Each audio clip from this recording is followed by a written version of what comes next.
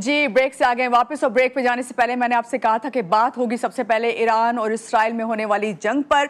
आपको जैसे मालूम है कि ये जो हमला हुआ है ईरान पर, वो कोई गैर मुतवक्के नहीं था। 24 घंटे पहले ही अमेरिका ने कह दिया था कि ईरान पर इसराइल जो है वो हमला करेगा, मगर ये बड़े पैमाने पर होगा और इस कदर और इसमें इतनी बड़ी इसराइल को कामयाबी मिलेगी और कि यहाँ तक कि ईरान का जो दिफाई निज़ाम है बड़ा, वो नकारा कर दिया जाएगा। बल्कि इसके जो बड़े, आपको पता है कि जर्नल और साइंसदान वो भी टारगेट करके हलाक कर दिए जाएंगे, इसका किसी को इल्म नहीं था। और 72 घंटे जो हैं उससे ज़्यादा टाइम गुजर गया है, मगर ये जंग अभी तक जारी है। बल्कि इस वक्त तक ईरान ने भी जवाबी कार्रवाई करके इसराइल को बड़ा नुकसान पहुंचाया। इसी पे हम बात करेंगे। हमारे साथ इस वक्त मौजूद हैं माहिर बैन अल-अक़वामी उमूर डॉक्टर हामिद अल मशरिकी। उनसे बात करते हैं। अस्सलाम वालेकुम डॉक्टर साहब, कैसे हैं आप?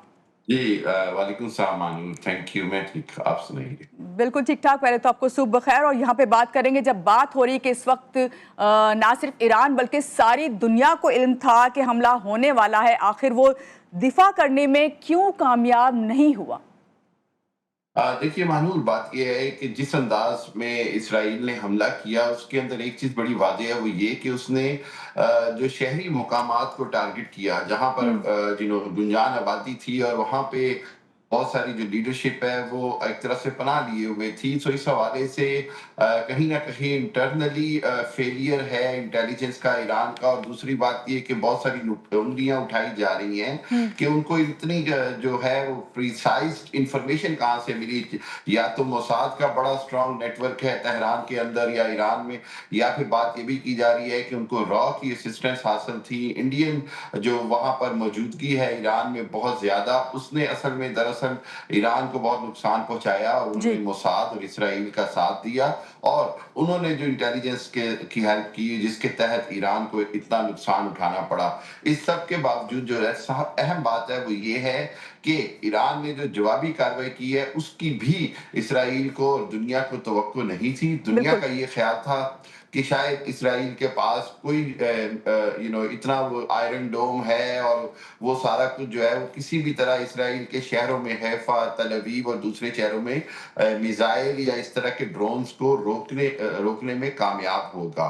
लेकिन हमने देखा कि उस सब के बावजूद, गो के बहुत सारे ड्रोन्स और मिसाइल इसराइल ने रोके हैं, उसके जी, बावजूद ईरान के सैकड़ों मिसाइल जो हैं उन्होंने अपने टारगेट्स को कहीं ना कहीं हिट भी किया है। जी, खुसूसन हैफा में देखा हमने, ऑयल रिफाइनरी को भी टारगेट किया गया है, पावर डिपो को भी टारगेट किया गया है, फिर तल अवीव के बिन गोरिन एयरपोर्ट को टारगेट किया गया है।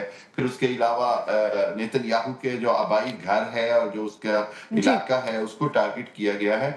सो जंग की सूरत हाल काफी खतरनाक होती नजर आ रही है। अच्छा, जहाँ आपने कहा कि जंग की सूरत हाल काफ़ी ख़तरनाक होती नज़र आ रही है, सारी दुनिया को इसका इल्म भी है। और इस सूरत हाल से निमटने के लिए क्या जो है इस्लामी ममालिक हैं, क्या वो इसी तरह बयानात पे ही कायम रहेंगे या वो साथ देने के लिए भी तैयार होंगे? क्या ऐसा तो नहीं कि ट्रंप का कोई खौफ है उन्हें? मानूर, बड़ा अच्छा क्वेश्चन है आपका। बुनियादी बात ये कि पहले तो ऐसे भी कभी नहीं हुआ कि ईरान का खुलकर इतना तमाम मुस्लिम दुनिया ने साथ दिया हो, बल्कि पूरी दुनिया के अंदर बदकिस्मती से ये एक तासुर है हम्म। कि मुस्लिम दुनिया जो है वो शिया और सुन्नी मुस्लिम दुनिया में डिवाइडेड है।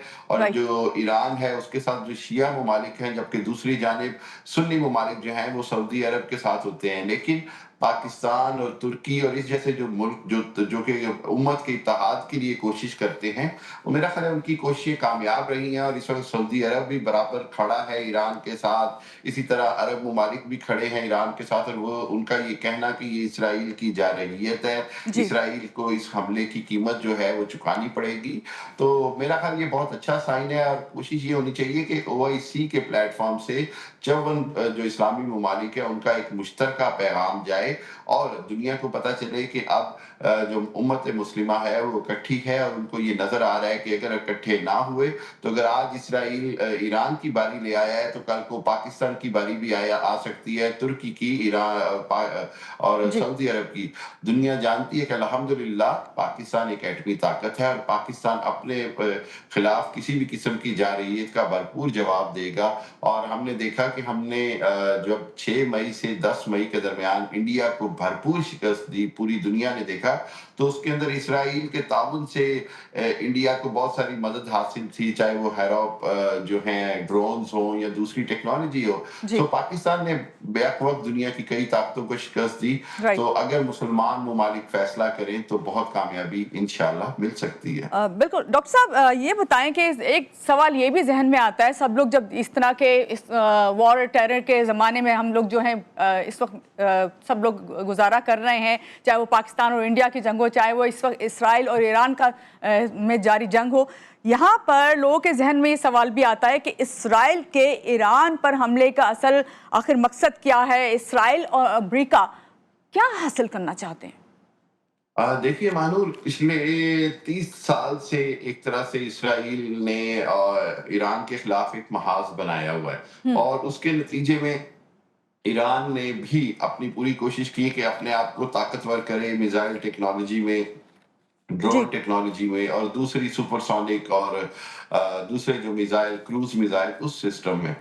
बुनियादी तौर पर बात यह है कि चूंकि इसराइल एक गासिब है, और एक गासिब को अपना कब्जा कायम रखने के लिए बहुत सारी कोशिशें करनी पड़ती हैं, और वो एक खौफ का शिकार होता है। उस जी खौफ का ही शिकार होने की वजह से इसराइल जो है वो मुसलसल ईरान को निशाने पे रखता है, पाकिस्तान के एटमी प्रोग्राम पर सवालात उठाता है, और वो जो उसका ग्रेटर इसराइल की जो उसका मंसूबा है, जी उसके अंदर उसकी कोशिश है कि कोई भी मुसलमान मुल्क किसी भी हालत में ताकतवर ना हो, और अमेरिका इसमें इसका भरपूर साथ देता है। और अमेरिका के साथ देने और पुष्टपनाही की वजह से ही आज हमने देखा कि इसराइल जो है वो उसने गजा पर जो जुल्म और सितम ढाए हुए हैं, 80,000 से जायद हम्म। मासूम लोगों को शहीद कर दिया गया है, और इसी तरह जो तबाही की है, आज उसको मेरा ख्याल है अपनी तबाही का कुछ बदला भी मिल रहा है। हम्म। और इसीलिए हमने देखा कि पूरी दुनिया में इसराइल के खिलाफ कोई भी इंसानी बुनियादों पर हमदर्दी की बात नहीं हुई, क्योंकि खुद इसराइल ने इतने जुल्म और इतनी नस्लकुशी की है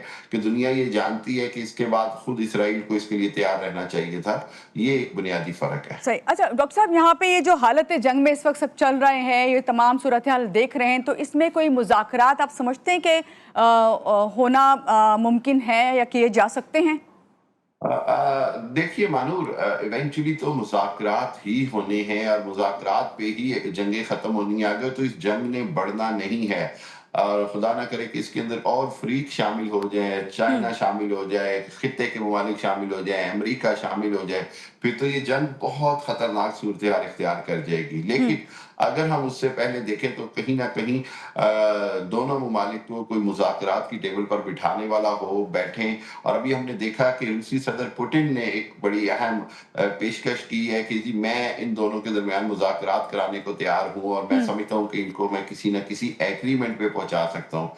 तो that will be a very great success.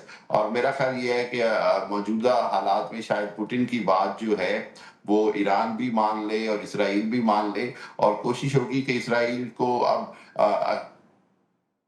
अगर दो रियासती हल के ऊपर लाया जाए, और खित्ते में अगर मुस्तकिल अमन की बात करनी है तो ईरान के ऊपर से पाबंदियां उठाने की बात की जाए, और ईरान की अवाम के ऊपर जो सख्तियां हैं उनको कम किया जाए। और जो इसराइल का आपने जैसे कहा कि हमेशा से मंसूबा भी रहता है कि किसी ना किसी तरह ईरान को कमजोर किया जाए, ईरान में इनकलाबी हुकूमत को खत्म किया जाए, तो इन सब चीजों से इसराइल को पीछे हटना होगा। जी अच्छा, यहाँ पे मैं एक बयान भी पढ़ी हूँ ट्रंप का कि उन्होंने कहा कि G7 के उस वक्त मुज़ाकरात के लिए सरबराही इजलास के लिए रवाना हुए, तो उससे पहले उन्होंने कहा कि भाई ईरान और इसराइल के दरमियान जो है जंग बंदी होना तो ज़रूरी है, लेकिन उससे पहले जो है डील भी होना ज़रूरी है, उससे पहले लड़ना भी पड़ता है। ये इस किस्म के बयानात क्या जाहिर करते हैं?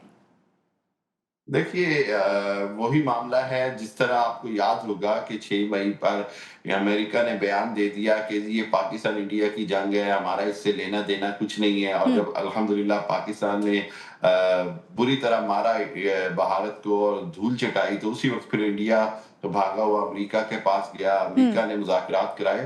तो मेरा ख्याल ये है कि जब तक इनको ये ख्याल होता है अमेरिका या इसराइल या इनके हवारियों को कि ये अभी अपनी ताकत में हैं, ये अपनी बात ताकत के ज़ोर पे मनवाएँगे, उस वक़्त तक तो ये मुज़ाकरात पे राज़ी नहीं होते हैं। लेकिन जब इनको नुकसान होगा और जब तल अवीव के अवाम जो है वो उठ खड़े होंगे नेतन्याहू के खिलाफ, अमेरिका के खिलाफ, तो मेरा ख्याल ये है कि इनको फिर अंदाज़ा होगा कि मुज़ाकरात ही वाहिद हल है। मेरा नहीं ख्याल बिकॉज़ डोनाल्ड ट्रंप की जो बातें हैं, उनमें बहुत ज़्यादा आप समझिए कि एक आरज़ीपन भी होता है, उसके अंदर बहुत ज़्यादा धमकी और धौंस होती है। जी। लेकिन जो रियलिटी है, वो ये नहीं है। रियलिटी ये है कि तल अवीव को नुकसान हो रहा है, बिल्कुल। इसराइल में तबाही फिरी है और इसकी इनको कीमत चुकानी पड़ रही है। जी, बहुत शुक्रिया डॉक्टर साहब, आप हमारे साथ हैं। और ईरान थैंक इसराइल यू में जो मैम। इस वक्त जंग जारी है उस पर बातचीत हो रही थी, और मुतवक्का यही किया जा रहा है कि आइंदा चंद घंटों में जो है ये जंग बंदी जो है वो हो जाए। और क्योंकि ईरान ने जो है जब से हमले करना शुरू किए हैं तो इसराइल को बड़ा नुकसान पहुंच रहा है, और इसके लिए सेफ साइड यही होगी कि जंग बंदी के लिए मुज़ाकरात किए जाएं। यहाँ लेंगे एक ब्रेक, और ब्रेक के बाद वापस आएंगे और भी बहुत सारी बातें होंगी, मेहमान होंगे। रहिएगा हमारे साथ।